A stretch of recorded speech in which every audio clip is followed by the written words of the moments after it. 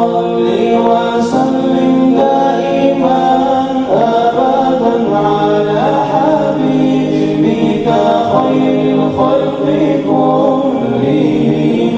لولا الهوى لم تغرق دمعا على طلال ولا آل تغتني ذكر الباني والعمل.